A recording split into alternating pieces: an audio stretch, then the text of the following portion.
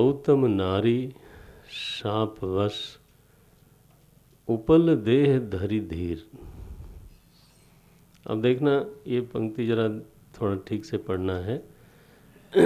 हम लोग बचपन से यही सुनते रहे, प्रसिद्ध कथा है कि गौतम ऋषि ने श्राप दिया अहिल्या जी को और वो पत्थर बन गई, पाषाण बन गई। लेकिन गोस्वामी जी ऐसा लिखते हैं कि पाषाणवत हो गई, पाषाण नहीं बनी। क्या लिखते हैं? उपल देह धरी, मानो पत्थर का देह हो गया उनका, बाह्य संज्ञा शून्य हो गई। बाहर क्या घट रहा है उधर उनका ध्यान ही नहीं जाता था। ऐसी प्रगाढ़ अंतर्मुखता है माता जी में, अहिल्या जी में, कि बिल्कुल जैसे कहते हैं ना, पाषाण हो गया आदमी। आपकी बुद्धि काम नहीं करती है तो कई बार घर में मुहावरा बोला जाता है, हिंदी में तो बोलते हैं, तुम्हारी बुद्धि पर क्या पत्थर पड़ गया था, ये बोलते हैं लोग। तो it is a kind of expression, न लिटरल अर्थ नहीं लिया जा सकता। क्योंकि क्या लिखा आगे, गौतम नारी श्राप बस उपल देह धरी धीर। तो धीरज जो है ना पाषाण में नहीं होता, धीरज जीवित मनुष्य में होता है।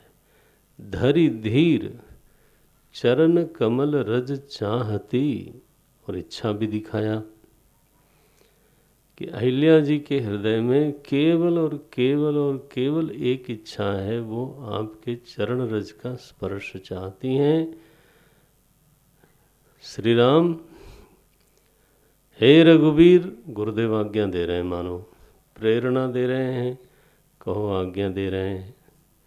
चरण कमल रज चाहती, कृपा करहु रघुवीर।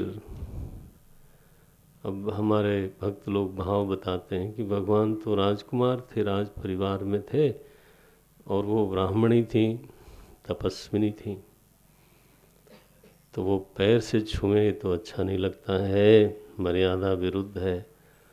तो उन्होंने पैर उठाया तो उसमें से थोड़ी धूल जो है झड़ गई, क्योंकि वो रज चाहती थी, चरण नहीं। ये ऐसा भाव बताते हैं लोग। चरण कमल रज चाहती, कृपा करहु रघुवीर। भगवान ने छुआ अहिल्या जी को। और बजाएं ध्यान से, हाँ, पहले हमारा सुर पकड़ लीजिए फिर बजाएंगे।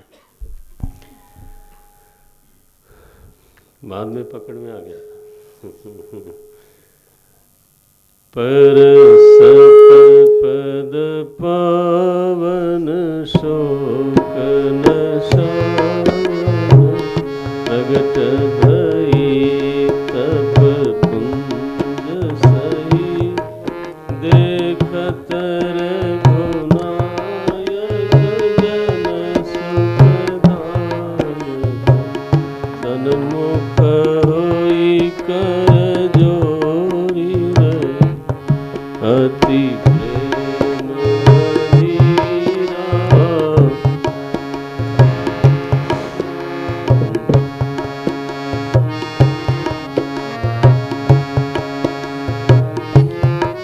अतिशय बड़ भागी चरण निलागी, जुगल नयन जलधार बही, पर सत पद पावन शोक न सावन, प्रगट भई तप कुंज सही, देखत रघुनायक जन सुखदायक,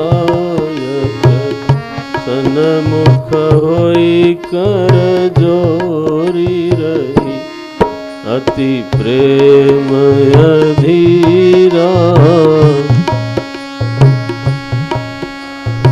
मुख नहीं आवई बचन कही, अतिशय बड़ भागी चरणनि लागी जुगल नयन जलधार बही धीरज मन कीन्हा प्रभु कहूँ चिन्हा रघुपति कृपा भगति पाई अति निर्मल वाणी स्तुति ठानी ज्ञान गम्य जय रघुराई मैं नारिय पावन प्रभु जग पावन रावण पूजन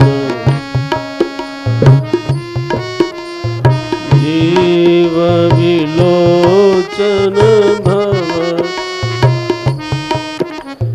पाहि पाहि शरणहि आई मुनि श्राप जो दीन्हा अति बल कीन्हा परम अनुग्रह देख्यूं भरी लोचन हरि भव इहै लाभ शंकर जाना विनती प्रभु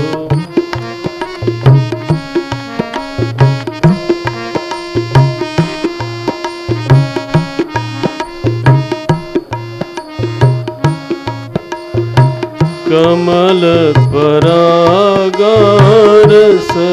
अनुरागा मम मन मधुप करई पाना जहि पद सुर सरिता परम पुनीता प्रगट भई शिव शीश धरी सोई पद पंकज जहि पूजत अज मम सिर धरऊ कृपाल एहि भांति सुधारी गौतम नारी बार बार हरि चरण परी जो मन मन भावा सो बरु गपति लोक आनंद भरी अस प्रभु दीन बंधु हरि कारण रहित दयाल तुलसीदास सठ तेहि भजू छाड़ी कपट जंजाल सियावर रामचंद्र की जय पवन सुत हनुमान की जय बोलो भाई सब संतन की जय उमापति महादेव की जय।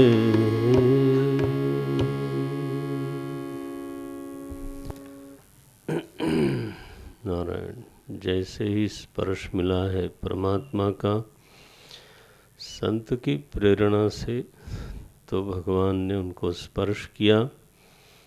परसत पद पावन, जैसे ही पवित्र पद का स्पर्श मिला। गोस्वामी जी उस भाव से बहुत ज़्यादा सहमत नहीं है। लिखा है यहाँ, वो पैर से ही स्पर्श मिला। परसद पद पावन शोक नशावन, प्रगट भई तप पुंज सही। मानो स्वयं तपस्या, पूंजीभूत तपस्या प्रकट हो गई हो। देखत रघुनायक, अहिल्या जी का ये बड़ा अद्भुत चरित्र है यहाँ। माने जब उनको शाप मिला वो इस तरह से अंतर्मुखी हुई, ऐसा ध्यान मग्न हुई हैं कि बिल्कुल बाहर के प्रति उनकी कोई अभिरुचि नहीं है। बाह्य संज्ञा शून्य, जो शब्द मुझे सबसे सटीक लगता है वो यही है। तो लोग उनको पाषाण की तरह समझते थे, पाषाण थी नहीं। उनके चित्त में केवल दो वृत्तियां विचरती रहती हैं, धीरज है अनंत और इच्छा है रामचरण की, बस। चरण कमल रज चाहती, ये साधना की प्रकृष्ट अवस्था है। एक ही इच्छा बचे, थोड़ा बढ़ाओ,